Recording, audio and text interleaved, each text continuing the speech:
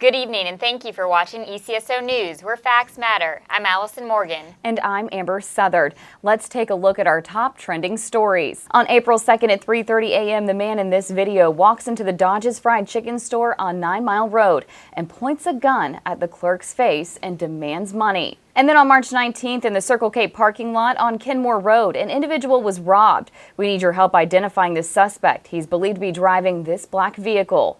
If you have any information about any of these suspects, call the ECSO at 436-9620 or Crime Stoppers at 433-STOP. Have you received a call from someone claiming to be Sergeant Brewer with the ECSO? If so, call us immediately. On April 13th, multiple people came to the front desk of the Sheriff's Office to report a scam that is currently taking place in Escambia County. The victims are receiving phone calls from someone claiming to be Sergeant Brewer with the Sheriff's Office. They are then being told that there is a warrant for their arrest and that they can resolve the issue by either paying cash or with a Visa gift card. This is a scam. The Escambia County Sheriff's Office will never ask you for money. If you are a victim, please call the ECSO at 436-9620.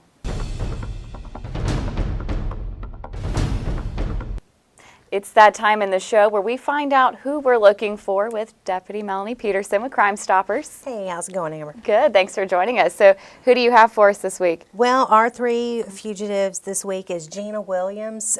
She's wanted on driving while license suspended and a violation of probation against repeat violence. So it's DV related, and she has a no bond. So we ask that anybody that knows where Gina's at, please give us a call. We also have Andrew Coslow. He's wanted for a violation of probation, 7 counts of grand theft. And he also has 2 counts of a burglary of an unoccupied structure, 4 counts of burglary of an occupied dwelling, and 2 counts of burglary of an occupied conveyance with a no bond. So definitely be on the lookout for Andrew Coslow. And our last wanted fugitive is Elizabeth Hodnett. She's wanted for a violation of probation of grand theft with a no bond. So are these people on our wheel of fugitives? They will be. They will be. Currently, that wheel is full. But these are 3 people that I have been receiving tips on. But have not gotten a good location for them yet. So I wanted to ask your audience, our audience out there, for some help. To get those out there. And let's see. And what are some ways, if anybody recognizes any of these suspects from the show tonight, what can they do? They can call 433-STOP, or they can go to their mobile app. Those that have an Android or an iOS device can go to www.p3tips.com, or they can go to the Gulf Coast Crime Stoppers webpage at gulfcoastcrimestoppers.org. That P3 Tip app, though, is our new program. I'm able to communicate with them at any time. So great. I like that a lot better, and you know, we're having a good month so far. I did the count this morning. We have 21 captured for the month of April. Wow. So we're doing good, and hey, crime doesn't pay, but we do. And I always say that. We love hearing that. Yeah. Are these 3 on our kiosks around the county? These 3 are on our kiosk, and so, which by the way, I do want to brag. I just delivered one to Walgreens on Brent Lane. Yeah. Brent Lane in Palafox, and I'm working on Walmart. So if I'm a business owner and I'm watching this episode tonight and I want one of these kiosks, can you explain to me first what a kiosk is and why I might want it in my business, and how do I get one of them? Absolutely. Well, first of all, they can call me at 850-436-9632. Our kiosk is something that the sheriff generously helped out Crime Stoppers by purchasing. They're about 60 inches high, 22 inches wide, and basically what it is it's a computer, so to speak. It gives you your wanted fugitives, your deadbeat parents in our area. Amber, as you know, there are times when all we have is surveillance video and we can't identify a suspect. We can put those crimes on the kiosk in hopes of generating tips, as well as amber and silver alerts. There's information about cold case homicides, and genuinely, generally they just inform the public of what's going on in their community and advises them on how to provide tips to Crime Stoppers to get these crimes solved. Yeah, and it's a great deterrent too, because if I'm a criminal, I'm not going to want to go into that Walgreens and see my face flashing across that kiosk for people to recognize me and then call. Absolutely. And, Yeah. you know, even though, you know, Sheriff Morgan believes in protecting his community, but it also shows people that these businesses have a relationship with us, Yes. with law enforcement, and, you know, and they have the support of Sheriff Morgan, and he's there, and, you know, as long as I can place him, he'll continue to buy them, so he And we believes have in one it. in our ECSO main lobby. Absolutely. 1700 West Leonard Street, open Monday through Friday, 8 to 5 if you want to check it out and see if you recognize anybody. Yeah, so far we have 13 placed, so that's incredible. And you know, like I said, they're very popular and they do a lot of good. Great. So, Well, thank you so much for joining us. And again, Melanie, what do you always say? crime doesn't pay, but we do. I love it. If you recognize anybody from tonight's episode, please call 433-STOP. Thank you to those of you who came to our first Cops and Kids picnic earlier this month. We enjoyed meeting you for some food and fun at Avondale Park. The ECSO mounted unit was on hand as well as our explorers. The ECSO served up hamburgers and hot dogs at the free picnic. We will be having more of these events. Check our social media sites for the next one. The Citizens Law Enforcement Academy class number 39 graduated last week. For the past 11 weeks, the group learned about many departments in the ECSO, including patrol, crime scene, SWAT, K-9, and our mounted unit. The academy is presented twice a year. The next 11-week seminar will begin in July. Sign up on our website, escambiaso.com, under the Community Relations tab. Slots fill up fast. If you have any questions, call David Craig at 436-9281. The Escambia County Sheriff's Office would like to announce a drawing contest for elementary age children, kindergarten through 5th grade. Children can enter if they are attending a public or private school or are homeschooled in Escambia County. The topic for the drawing competition is bullying prevention.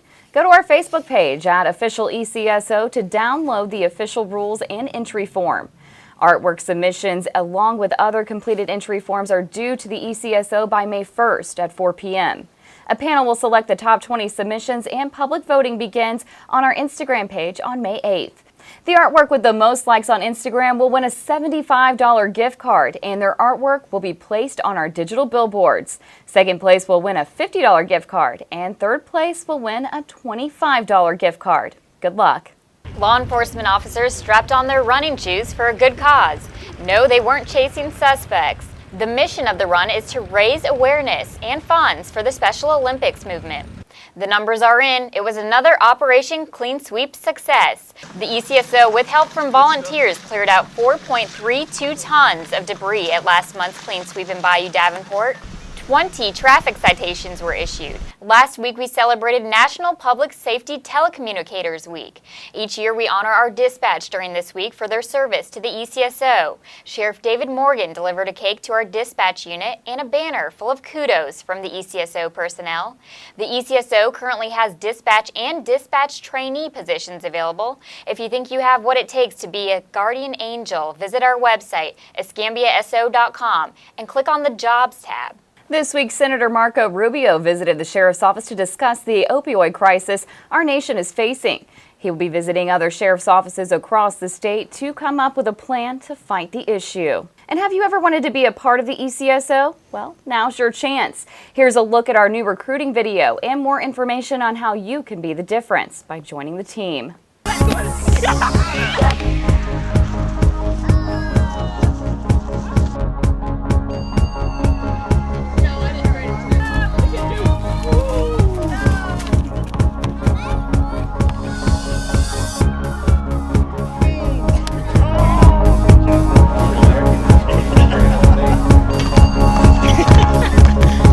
Join the team. Be the difference. We are always hiring here at the Escambia County Sheriff's Office, so we decided to bring Deputy Bray on the show to kind of talk a little more about how you can become a member of the Escambia County Sheriff's Office. So recruiting is one of your many roles here. You wear a lot of different hats. Right, do a couple things. I enjoy recruiting. I enjoy the opportunity to go out and talk about the jobs that the sheriff has to offer and how someone can apply. Okay. And if somebody is looking for a job, how can they apply? We accept all applications online through our Sheriff's Office website, and it's all electronic. There's information as far as the job descriptions on there, the job duties and what's responsible for each position, and then they can apply right online. What are a couple of positions that are open right now? So right now we have our deputy sheriff, which does require certification. I can tell you where to go and get that. And then we do have our dispatcher, and we provide all the training that is required for dispatcher. I get a lot of questions too about, well, I'm not really interested in either of those positions that are available at this time. And there is a job interest card on our website. So you'd go to our Sheriff's Office website, then you go to our jobs tab, and then from there our online application center, and there's all the positions available from fleet maintenance and accounting and finance, human resources, records, just all the positions that we offer, and they can select one of those, enter in their email address, and then they'll be notified when a position comes available. So even though we only have 2 available on the website as of now, they change daily. And I'm glad you brought that up. When people think about working here, they typically think about the sworn side, and we have numerous positions for that, but there's also civilian. Right, so that's, I talk to a lot of people too, and they say, I've just never really wanted to be a deputy and put a badge on and do patrol. But we have, for every deputy position, we almost have a support position. So, you know, payroll is a big thing. I mentioned that because we all like to get paid. Yes. But, I mean, human resources, they not only process our applicants, but that's where our benefits are too. So on the benefit side, our health insurance and retirement, you know, those important things. But fleet maintenance is one big one where, you know, our fleet, we have so many cars on the road, and they do from routine, you know, oil changes and tire rotations to some of the fun stuff of putting the lights and sirens in cars. So we have a large variety of positions available, just it's not deputy sheriff. And can you talk about other ways to get to know positions at the Sheriff's Office to see if you'd be interested in them, such as our volunteering program and our Explorers program? The Explorers program is a great program for our youth to transition into law enforcement. They do a variety of functions. The Ride-Along program is one where you can also get into a patrol car. So when you're in a patrol car, you hear the side of dispatch as well as, you know, with the deputies, but they interact with a lot of different units as well. So Ride-Alongs are a great way. Myself and the other recruiters are here during the week to give agency tours. You can go around and see every department that we have and answer some questions. And then, of course, we're out in the community doing all the job fairs. I know Escambia is holding one this Friday, and we'll be out there. And then, of course, our website has our email address, so I can answer emails, you know, anytime about questions that we have. We get a lot of questions about our LEST program. Can you kind of explain what that is and how people can get involved? Our LEST program or a program similar. I know the name changes, you know, sometimes due to, you know, what positions we have available. But the programs that we will be running in the future, we have one called the Cadet Program, which is similar. It is still in the developmental stages. We're waiting on some funding to fine tune it. But a program like that, when we have a program open, it would be on our website, of course. You can find it on our Facebook and everything else. And there'll be certain criterias, maybe a 2-year degree or 4-year degree, maybe a first responder or prior military. If you fit into that category, then we pay for the law enforcement academy and you're a full-time employee. So, I mean, it's great because you get to rotate around the different departments while you're a student, but it's a paid position. So those do come, they open quickly and they close quickly. So that's the reason why I like to refer to that job interest card. If someone is interested in a program, they can put their email address in there and then they'd be notified. And so they'd be one of the first ones to know that it was open. So, but you know, check back just because in the future we're planning on running that cadet program. I don't know the dates if we'll have the LEST program open again, but they're always posted on our website. Can you talk about some of the benefits there are to working at the Sheriff's Office? Right. So this goes for both law enforcement and the law enforcement support side. So we have a full, obviously, benefits package with our health insurance, dental, and vision. We have a great program with our county health clinic, so any employee can go there, no copay. They do minor stuff, of course, emergencies. They still have to go to the clinic, to the ER, but that right there cuts down on a major part of the money money that a family would spend going to the doctor. And they do sports physicals and that kind of stuff for the children. So, and then we also have a 24-hour gym, which is state-of-the-art gym, which we're adding equipment in there and having classes, and it's really nice. So, you're saving a little bit of money, not having to pay for a gym membership. And on the sworn side, we have our take-home vehicle program. So if you're a deputy, you would get, of course, a take-home vehicle and all of the uniforms that are provided and that kind of stuff. And a major program that the sheriff offers is the tuition reimbursement. So we have learning partners. If someone just quite didn't finish that degree, but it's always been on the back burner and they want to complete it, getting a degree is wonderful, and that's something you can take along in your career. Or if you haven't started, you could do it. And so that's several great programs, and of course all of that is too listed on our applications. When someone does apply for a position, they're listed there.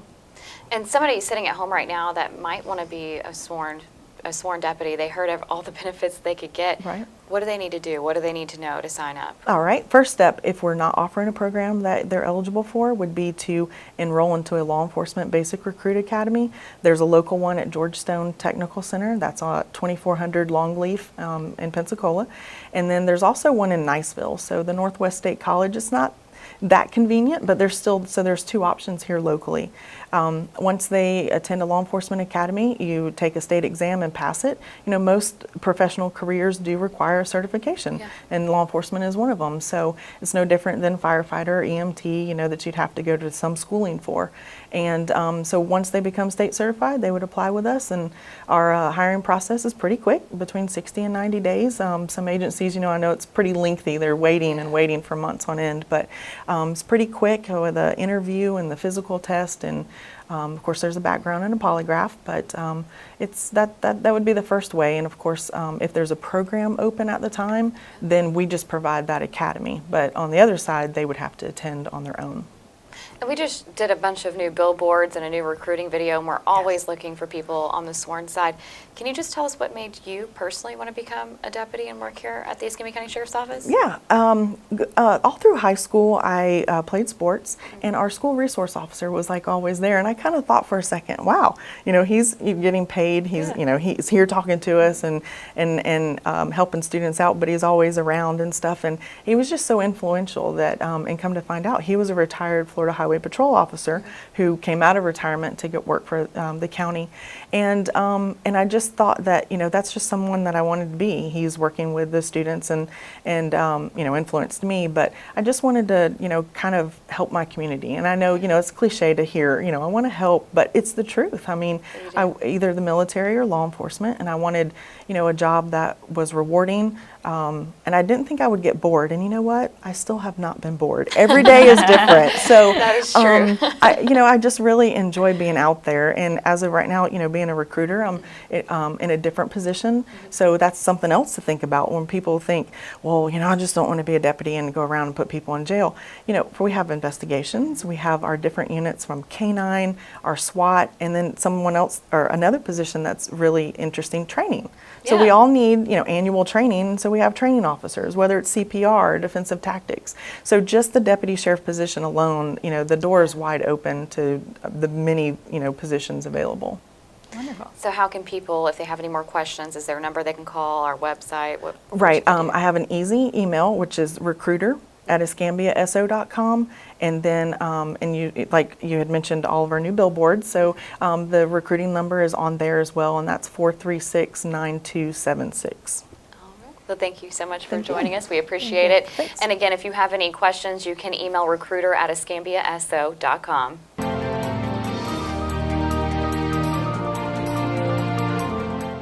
I'm Escambia County Sheriff David Morgan, and thank you for watching Ask the Sheriff. This is your chance to ask me any questions you want answered about the ECSO. Our team hits the streets again, and here are some of the questions you asked. What exactly is the Sheriff's Ranch all about?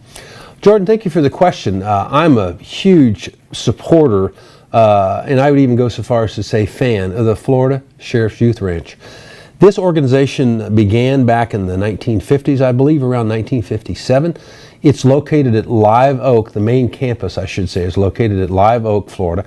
If you get on Interstate 10 and head east, you go past Tallahassee, you'll actually see signs posted that say Florida Sheriff's Youth Ranch.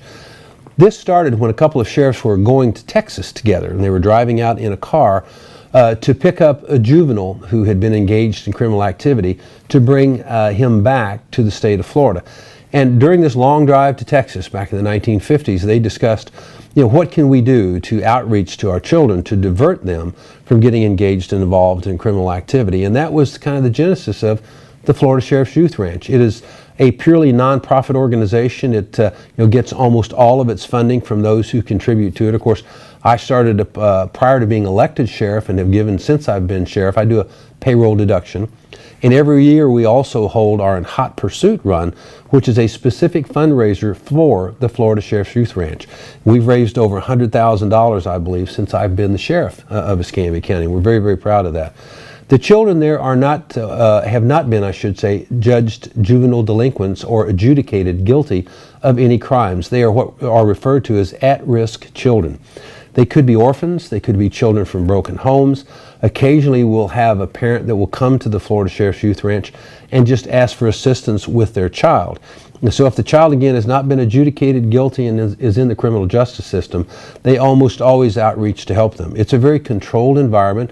The children live in group homes. There's a husband and wife that run each facility. I believe there's 6 children per house. There's 2 per bedroom. And again, they actually work a ranch, believe it or not. They actually farm, they have cattle, they have horses. And so they're almost self-sustaining, if you will, for so many areas. They offer education from kindergarten through the 12th grade.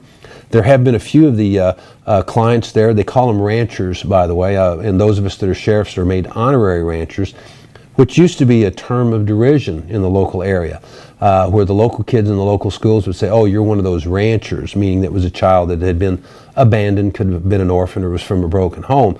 It now has kind of become, a term of pride, and all of us that are associated with the youth ranch, we tell folks, we're ranchers. We believe in the Florida Sheriff Youth Ranch. A phenomenal, successful program. If you would ever like to visit, you don't even need an appointment. If you ever find yourself on Interstate 10 going east towards Jacksonville, you pass Tallahassee, you'll see the signs that tell you where to turn off for the Florida Sheriff Youth Ranch. Literally, you can do a drop-by. And you can say, hey, I'm, Mr. and Mrs. So-and-so from Escambia County, Florida, and our Sheriff David Morgan said you need to stop by and see the Sheriff's Youth Ranch. They will take you on a tour. Again, you don't need to make an appointment. That's how open and transparent they are. They actually encourage this so people will know that there isn't any child abuse going on here. It's a very healthy home environment, which again supports educational efforts and endeavors, and they also make the children work for their stay, if you will. So I know of very few programs that I am so enthusiastic about that I know work, and this one does. So it's your Florida Sheriff's Youth Ranch, a diversionary program for young people at risk, both boys and girls, by the way. And again, if you get a chance and you get a flyer in the mail and ask you to support that, I would encourage you to do so. It's just a top-notch program. It's if you go and do one of those visits I recommended, you'll walk away from there with welled up. There'll be a tear in your eye because some of these children's stories are kind of heart-wrenching. But you'll also know they're in the place they need to be. So again, support the Florida Sheriff's Youth Ranch. What is the perception of the department towards concealed weapon carriers? I can tell you that I'm a strong Second Amendment advocate, and I think most of our officers are. I think because of officer safety, but as our officers know, if you have a concealed carry permit, by the way, do you know how many, I think it's not quite 800,000. And you never hear about this on the news, by the way. It's about 800,000 instances a year across the United States where licensed gun owners, meaning your concealed carry or whatever, use their weapons in defense of their life, their family, and their businesses. Legally. You never hear about that, do you? That's a tremendous number. So, but you only hear about, again, those folks that went away, oh my God, we need to, take everybody's guns away, etc. So I will tell you that I have ran into a few people at the sheriff's office that are not in favor of. The numbers in Florida, we were one of the first states to pass the concealed carry license when that happened years and years ago. Crimes against the person, dropped 38% in Florida. And when you interview the criminals as to why, you know what they tell you? We don't know who's carrying. Remember, crime is akin to terrorism. And terrorists go after what? Soft targets. Terrorists don't attack, usually military installations that are well armed, etc. Why? Because they can defend themselves. If I can secrete a bladed instrument on me and get on an airline, I'm in charge of the airline because I have a weapon and nobody else has one. And so that's a target-rich environment for someone. So, therein lies some of the basic arguments about why would you be in support of an armed citizenry. I am. What happened in New Orleans was, an aberration in law as far as I'm concerned. When they moved in and declared martial law and took everybody's guns away, you violated clearly the Second Amendment. You don't disarm citizens that haven't broken the law. You have a right to keep and bear arms. And so, can you take guns away from criminals? Well, of course you can. Criminals are not allowed to have weapons. Felons can't own firearms. But citizens, again, who are law-abiding citizens, you can never take their guns away. Not by the current Constitution, anyway. And so, we're big supporters. Now, I won't speak for every law enforcement officer, but I can tell you, concealed carry, I can't be there to defend you and your family every moment. So you have a right to defend yourself. How well are we doing in fighting gangs in our schools and in our neighborhoods? We have flatlined, Earl, on gangs. We identified, we've upticked just a small amount. We identified right after I took office, about 7 years ago, there were 17 gangs in Escambia County that met the Florida statutory requirements, meaning that they hung out together, they dressed alike, they had gang symbols and signs, whether it was tattoos, etc. They were engaged in criminal activity. As I recall, they had to meet 3 of the statutory requirements in order to be identified as a gang by statute, and they could get enhanced penalties for sentencing. Does the sheriff's office have text to 911, and if not, will we ever get it? Hi, Anthony. The question is 911 text, to report a crime. Crime Stoppers currently has that app that allows you to not only text them to Crime Stoppers, but you can also send a video, and it's of course anonymously, to them. We currently do not have that capability at the Sheriff's Office, but we're always upgrading our technology there, and of course we'll certainly look into that. I think that's a tremendous idea because, as we well know today, people don't communicate verbally as much as they used to. We tend to communicate only by text and Facebook and those sorts of things. So in our attempt to always stay on the leading edge of the technology, we'll certainly have our IT folks talk to that issue and research it and see if there's anything that we can do to get that app installed at the Escambia County Sheriff's Office. Thank you for the recommendation. Remember, you can also email your questions and ask the sheriff at escambiaso.com. We'll be back next week right here on Blab TV, Tuesday night at 8 p.m.